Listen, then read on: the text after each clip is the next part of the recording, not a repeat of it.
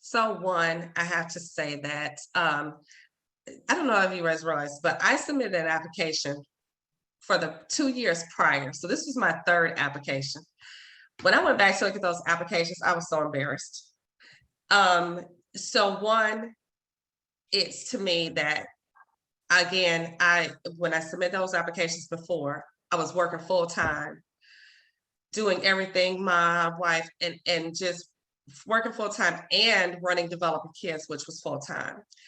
And it was not really having the time to really help support the organization and its growth and to really do a quality application. And I appreciate the details and how in depth the process is for Impact 100. So when it was time to, and I really didn't feel strongly about the previous two projects that I submitted. So this third one, I was like, okay, Kim, if you're really going to do this again, you need to, what is the need? And I selected the Teen Center because that has been our largest group of youth served for multiple years.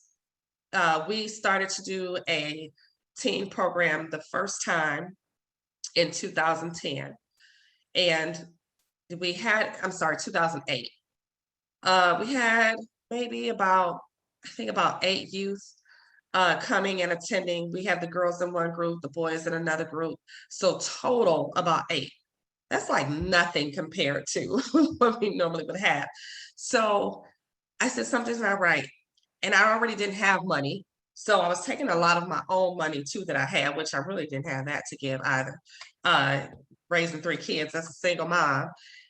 And I said, okay, we're going to stop doing that because if the youth are interested, Developing K.I.D.S is all about we're providing the need that the community says that they need and resources that they need.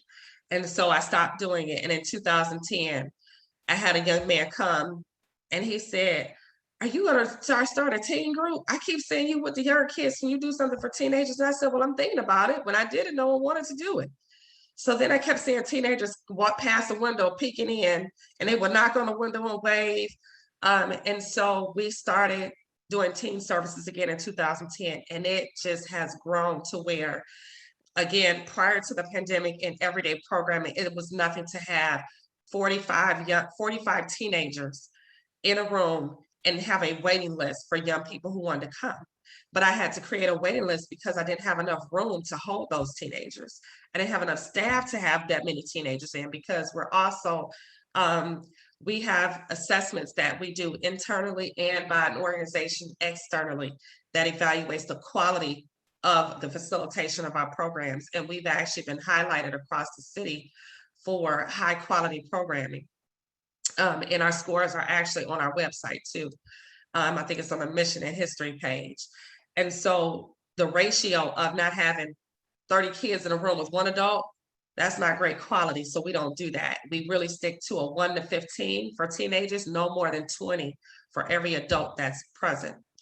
So as this number continued to grow and our waiting list continued to grow for teens that will come and say, hey, I want to be a part of a program, I want to join your program. One of the most hurtful things that happened about 3 years ago was a gentleman who told me he said, Kim, I really couldn't get some money to run my teen programming. And he said, I felt so bad because I had to tell the young men who normally come that I couldn't do it.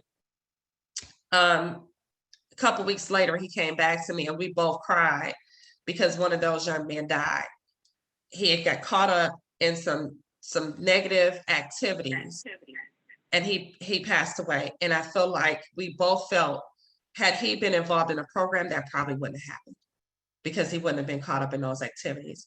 And so that just really started to drive me more into when teens are looking for something, you have to be ready to give it. And I know that just from personal stories in my family of, I made some decisions, but I have a lot of people in my family that made some different decisions. And it wasn't because they wanted to go that route, but it was because they didn't find something positive to get into.